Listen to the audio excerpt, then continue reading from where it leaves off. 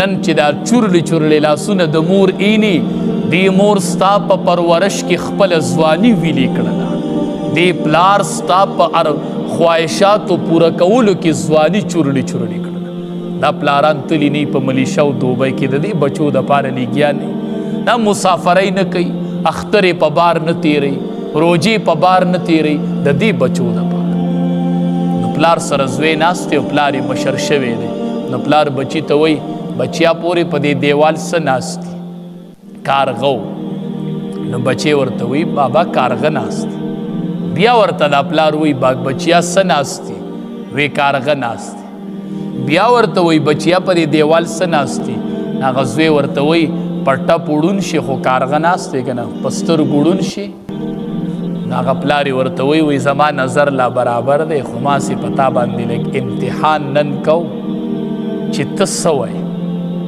وی ما ته یو ورځ را یاده شوله ته راکوټې وې او زما په غېږ کې ناست وې او پورې په دیوال کارغه کېناست تا ما نه تپوس وکړو چې دا څه ناست دي نو ما درته وې کارغه دی تا چې تپوس وکړو نو ما دې خوله ښکل کړه مۍ بچیا کارغه دی نو ته راکوټې وې تا بیا وې ابو څه ناست دي نو ما دې بیا خوله ښکل کړه چې بچیا کارغه دی وی تا زما نه یو کم 100 پیرې تپوس کړی و راکوټې خو پوهېږي نه او ما یو کم 100 پیرې ستا خوله ښکل کړې وه او تا ته مای کارغه ناست دی نن چې ما په 3 ځل تپوس وکړو ته ما ته وایي په ټپ وړون شي خو کارغه ناست دی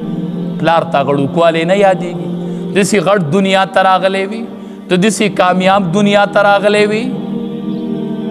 دا مور چې د لاسونه چورړي شول په دې 2.5 کاله تا متیازې کړي دي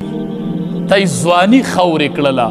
بوډاګان دې کړل کمزوري دې کړل چې کمزوري دې کړل نو یو ګوټ ته دې ویشتل او جدا دې کړل دا پلاران او میندې مو جدا کوئ دا یوه جدایي پوره ده چې قبر ته روان دي بس مقبرو ته ځي دا جدایي وله پوره ده ناړۍ مه دردوئ دې مور او پلار جدا کړي او دې په جدا کوډګۍ کې هغه په جدا کړي پلار یې ټوله شپه جاړي مور یې ټوله شپه جاړي وایي پلار نه رضا کېږي ته د پلار مخې له ورشه مور وایي ښه د بچیا چې رالې ما سره دې صلح وکړه پلار وایي ښه د بچیا چې رالې چې د کمې ورځې نه زما ستا جدایي راغلې ده ما هره شپه ستا په جدایۍ کې جړلي دي دا د زړه ټوټۍ د مور او پلار نو ګورئ په دې شپه الله تبارک وتعالی د مور او پلار د نافرمان دعا نه قبلوي الله د ده مغفرت نه کوي چې مور او پلار نه یې بخلي 3 احادیثو مبارکو کې راځي قاطع د صله رحمۍ چې چا رشته داري پرې کړي په لیلة القدر په شپه ناست او دعا غواړي